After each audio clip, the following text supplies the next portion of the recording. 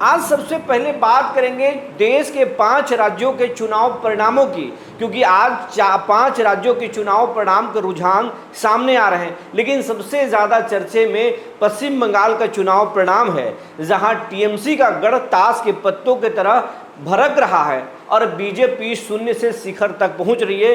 BJP प्रचंड बहुमत के साथ सरकार बनाने जा रही है रुझानों में। हालांकि दीदी बोल रही हैं कि आखिरी राउंड में टीएमसी ही जीतेगा, लेकिन शुभेंदु अधिकारी कह चुके हैं कि बीजेपी बंगाल में सरकार बनाने जा रही है। हम बात करेंगे असम के भी, क्योंकि असम के चुनाव में इस बार राहुल गांधी बड़े बड़े दावे कर रहे थे और बोल रहे थे कांग्रेस के बब्बर शेर असम के मुख्यमंत्री हेमंता बिश्व शर्मा को इस बार जेल में डाल देंगे। लेकिन जो परिणाम आ रहे हैं, जो रुझान आ रहे हैं, वो तो कुछ उलट ही है। और कांग्रेस के बब्बर शेर या वहाँ के जो मुख्यमंत्री के जो चेहरा थे, पूर्व मुख्यमंत्री तरुण गोगोई के बेटे गौरव गोगोई, वो खुद चुनाव 23,000 के अंतर से हार चुके हैं और कांग्रेस बुरी तरह से वहाँ करारी उसकी हार हो रही है। और हेमंता बिश्व शर्मा प्रचंड बहुमत के साथ सरकार बनाने जा रहे हैं। चौंकाने वाली बात असम में ये है कि झारखंड मुक्ति मोर्चा, जो वो झारखंड के मुख्यमंत्री हैं हेमंत सोरेन, उनकी पार्टी इस बार 17 सीटों पर वहाँ चुनाव लड़ी थी और उनकी पार्टी 4 सीटों पर कांटे की टक्कर दे रही है। कांग्रेस के लोग हेमंत जेएमएम पर आरोप लगा रहे थे कि वो बीजेपी को फ़ायदा पहुंचा रहे हैं, लेकिन इस बात को अगर कहें, जो रुझान आ रहे हैं उसमें कई सीटों पर जेएमएम को कांग्रेस ने हरा दिया, यानी जेएमएम से कम वोट कांग्रेस को आए हैं और कांग्रेस अगर वहाँ चुनाव नहीं लड़ती तो जेएमएम वहाँ चुनाव जीत जाती। कुछ सीटों पर तो जेएमएम की सीधी टक्कर है, अभी गिनती बाकी है, तो वहाँ भी रोचक परिणाम आने वाले हैं। अगर हम 5 राज्यों की बात करें, आज हम आपको पश्चिम बंगाल और असम की ही बात करेंगे, क्योंकि मैं इन दोनों राज्यों में चुनाव को कवर करने गया था, तो हम सबसे पहले बात वहीं के करेंगे। पश्चिम बंगाल की अगर बात करें तो बीजेपी अब तक के रुझानों में 193 सीटें जो है सीटों पर बढ़त बनाई हुई है। कई सीटें इसमें जीत ली हैं। टीएमसी को 94 सीटें अब तक रुझानों में आया है, कांग्रेस 1 पर है और लेफ्ट और फ्रंट जो है 2 पर, और अन्य जो अदर्स जो हैं वो 2 पर हैं। अगर हम बात करें असम की, तो असम में कुल 126 सीट है, 64 बहुमत का आंकड़ा है। भाजपा यहाँ 97 सीटों पर बढ़त बना चुका है, 22 सीटों पर लगभग जीत हासिल कर चुका है। कई सीटों पर एक तरफा चुनाव बीजेपी ने जीत लिया है और कांग्रेस यहाँ 27 सीटों पर है और 23 सीटों पर पीछे चल रही है। अन्य जो हैं वो 2 सीटों पर जो है आगे हैं, 1 पर जो है वो जीत हो चुका है। अगर हम बात करें तमिलनाडु की, तो तमिलनाडु में टीवीके जो है वो 106 सीटों पर बढ़त बना चुका है, कई सीटों पर वो जीत हासिल कर चुका है। अनाद्रमुक जो है वो 59 सीटों पर आगे है, 59 सीटों पर रुझान में आगे चल रहा है।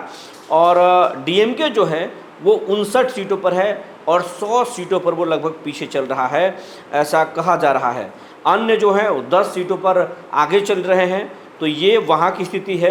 अगर हम बात करें केरलम की, तो केरलम में बकुल सीट जो है 140 है, बहुमत का आंकड़ा 71 है। यहाँ पर यूडीएफ जो है वो 93 सीटों पर आगे चल रहा है, बढ़त बनाए हुए हैं। एलडीएफ 37 सीटों पर आगे बढ़ चल रहा है और एनडीए जो है वो 2 सीटों पर। यहाँ पर एनडीए का बहुत बुरा प्रदर्शन है, यहाँ पर कोई मोदी का मैजिक नहीं चला, यहाँ पर कोई एनडीए का जलवा नहीं चला और जनता ने यहाँ का सिरे से नकार दिया और यूडीएफ को अपना बहुमत दिया है। अगर अन्य की बात करें, अदर्स की बात करें, तो 8 सीटों पर ये लोग आगे चल रहे हैं। असम हम बता चुके हैं, तमिलनाडु बता चुके हैं, पश्चिम बंगाल बता चुके हैं। पांडुचेरी की बात करें, ये सबसे छोटा विधानसभा है, 23 सीटें हैं यहाँ पर। बहुमत का आंकड़ा जो है वो 23 से 30 और बहुमत का जो आंकड़ा है वो है 16। इसमें एनडीए जो है वो 16 सीटें लाया है, यहाँ पर कांग्रेस 3 और अदर्स के पास 4 सीटें। तो ये कुछ कहानी है। लेकिन सबसे पहले आपको पश्चिम बंगाल की बात करेंगे। हम शाम में एक विश्लेषण भी लेकर आएंगे कि कैसे जो है टीएमसी की हार क्यों हुई और टीएमसी जो है वो उसके हार के कितने कारण हैं, तो कैसे वो हार गई, बीजेपी कैसे चुनाव जीत गई, बीजेपी मात्र 15 साल पहले गई और फिर कैसे वो चुनाव में इतने बड़े सत्ता का संसाब बन को भर गया और आसानी के साथ चुनाव जीता, ये तमाम चीज़ें बताएंगे। लेकिन बड़ी बात, शुभेंदु अधिकारी जो है वहाँ जो मुख्यमंत्री के चेहरे हैं, वो चुनाव जो है जो उनका जो नंदीग्राम सीट है वहाँ से लगभग वो चुनाव जीत चुके हैं और यहाँ से शुभेंदु अधिकारी पीछे चल रहे हैं। जो कलकत्ता का जो सीट है, कलकत्ता से जहाँ से वो लड़ रहे हैं चुनाव, भवानीपुर से, वहाँ से ममता बनर्जी आगे चल रही हैं और शुभेंदु अधिकारी पीछे चल रहे हैं। लेकिन मैं उस खुद सीट पर गया था और मैंने कम से कम 50 फैमिली में बात किया था, तो जो आदर्श बंगाली थे वो लोग सब बीजेपी के साथ थे, कैमरे पर नहीं बोल रहे थे लेकिन बोल रहे थे। और सबसे बड़ी बात, टीएमसी की हार क्यों हुई और बीजेपी वहाँ पर क्यों जीत रहा है, ये मैं आपको अभी मैं बता रहा हूँ। वहाँ पर मैं भवानी पर भी गया था, दमदम भी गया था, हावड़ा भी गया था और कई सीट पानीहाटी भी गया था जहाँ प्रधानमंत्री नरेंद्र मोदी ने चुनावी सभा किया था। तो कई सीटों पर हम गए थे। हमारी बात लगभग 200 से 300 लोगों से हुई थी, कैमरे में, ऑफ द कैमरे में सब लोगों से बात हुई थी। तो वहाँ टीएमसी की गुंडागर्दी और टीएमसी के दादागिरी, पुलिस के करप्शन और फिर बहुत सारे ऐसे काम थे जिसके वजह से लोग परेशान थे और डर की वजह से पहले वोट नहीं देते थे। लेकिन इस बार जो पैरामिलिट्री फोर्सेज के जो बीजेपी ने इंतज़ाम किया, उस लोगों में भय का माहौल कम हुआ। मीडिया ने इस बार बहुत बढ़ चढ़ कर हिस्सा लिया और बंगाल के चुनाव शुरुआती दौर से हाईलाइटेड रहा। प्रधानमंत्री नरेंद्र मोदी छोटे छोटे चुनावी सभा को किए। नरेंद्र मोदी माफ़ कीजिएगा, जो देश के गृह मंत्री हैं अमित शाह, वो लगातार कैंप किए 15 दिनों तक बंगाल में।